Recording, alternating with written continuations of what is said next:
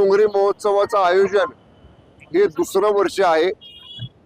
मी आमच्या पर्यटन विभागामार्फत आणि जिल्हा प्रशासनाच्या मार्फत हा डोंगरी महोत्सव या ठिकाणी भरवण्याची पद्धत पहिल्यांदा गेल्या वर्षी सुरू केली। हे दुसरं वर्ष आहे। वेगवेगळे अनुभव सुट्टीच्या कालावधीमध्ये ग्रामीण भागातल्या डोंगरी भागातल्या लोकांना घेता यावेत हा त्याच्या पाठीमागचा उद्देश आहे।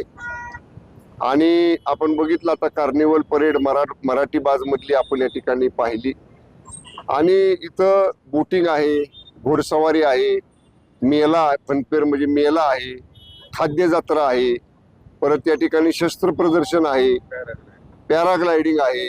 वेगवेगळे अनुभव लोकांना घेतात। म्हणजे एक वन डे पिकनिक ज्याला म्हणतो, सकाळी येऊन संध्याकाळी परत जाणं। खूप कृषी प्रदर्शन, पशु पक्षी प्रदर्शन, महिला बचत गटांचं प्रदर्शन आणि रोज संध्याकाळी एक मनोरंजनाचा म्हणजे सांस्कृतिक कार्यक्रम।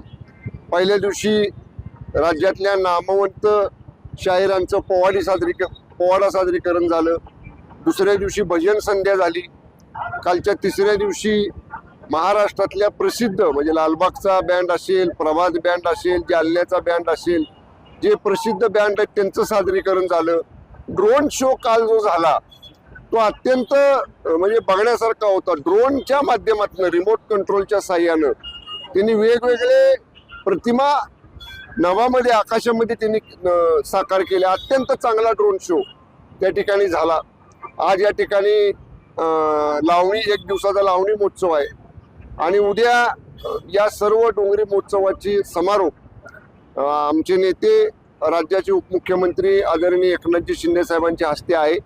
साहेबांच्या हस्ते दौलतनगर मधल्या शिवाजीराव देसाई स्मृती भवनचं उद्घाटन, शिवदौलत स्टेडियमचं उद्घाटन, आम्ही कोयना नदीवर बांधलेल्या नवीन मोठ्या पुलाचं उद्घाटन आणि आपल्या दौलतनगर लोकनेते बाळासाहेब देसाई साहेबांच्या शताब्दी स्मारकामधल्या संगीत कारंज आणि लेझर शो याचे उद्घाटन आदरणीय शिंदे साहेबांच्या हस्ते होते। आणि ऑनलाईन भूमिपूजन, पापरड्याला एक मोठा बोट क्लब त्याचं काम मंजूर झालेलं, टेंडर फायनल झाले। उद्या साहेबांनी त्याचं ऑनलाईन भूमिपूजन केलं की परवा दिवशीपासून त्या कामाला सुरुवात होणार आहे। असे वेगवेगळे उपक्रम या डोंगरी महोत्सवामध्ये आमच्या तालुक्यातल्या, जिल्ह्यातल्या, डोंगरी भागातल्या सामान्य लोकांना अनुभवता यावेत यासाठी आपण याचं आयोजन केलेलं आहे। साहेब, डोंगरी महोत्सव मोठा अजून करावा अशी मागणी पर्यटकांकडून आणि स्थानिक ग्रामस्थांकडून होते। नाही, राज्य शासन नेहमीच पर्यटकांच्या सुविधा अधिक कशा देता येतील,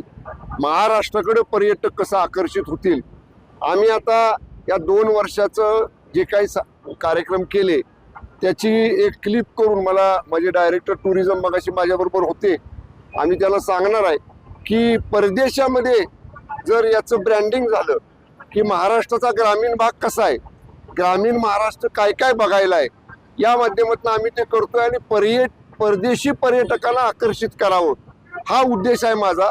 यावर्षी आता पूर्ण वेळ त्याच्यावरती आम्ही काम करू, माझा विभाग काम करेल आणि पुढच्या वर्षी परदेशी पर्यटक सुद्धा इकडे आकर्षित होतील असा आमचा प्रयत्न आहे।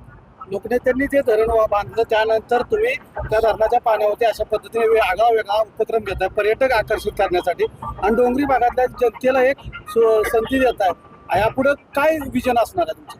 हे बघा, मी प्रयत्न करतोय की माझ्याकडं आदरणीय एकनाथजी शिंदे साहेबांनी जी पदं दिली, जी सत्ता दिली, जे विभाग मंत्रिमंडळातले त्यांनी मला काम पाहायला सांगितलं, त्या माध्यमातून जिल्ह्यात, महाराष्ट्रात चांगलं काम करण्याचा प्रयत्न केला आणि करतोय। आम्ही प्रतापगडच्या संवर्धनासाठी पर्यटन विभागामार्फत प्रतापगडला हेरिटेज म्हणजे जुना प्रतापगड जसा होता तशा प्रतापगडाचं सादरीकरण तिथं व्हावं याच्यासाठी आमचा प्रयत्न आहे।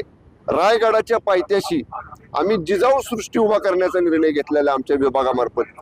ज्या रायगडाच्या पायथ्याशी पाचाडला आऊसाहेब जिजाऊंचा वाडा होता, त्या काळात छत्रपती शिवाजी महाराजांचं बालपण त्या वाड्यात कसं गेलं तोही आमचा एक नियोजित प्रकल्प आहे। त्यामुळे असे वेगवेगळे प्रयत्न राज्यामध्ये म्हणजे केवळ पाटणमध्येच करतोय असं नाही, प्रतापगडमध्ये केलंय, आपण रायगडच्या पायथ्याशी करतोय, नागपूरला मोठ्या प्रमाणामध्ये आपण प्रकल्प हातामध्ये घेतोय. बावनकुळे साहेबांनी माननीय फडणवीस साहेबांनी मला त्या बाबतीत आदेश दिले होते की अंबाझरी तलावाच्या ठिकाणी आपल्याला ब्युटिफिकेशन अधिक चांगलं करायचंय. या सगळ्या माध्यमातून माझा विभाग अधिक प्रभावी पर्यटन विभाग कसा काम करेल यासाठी माझे प्रयत्न आहेत.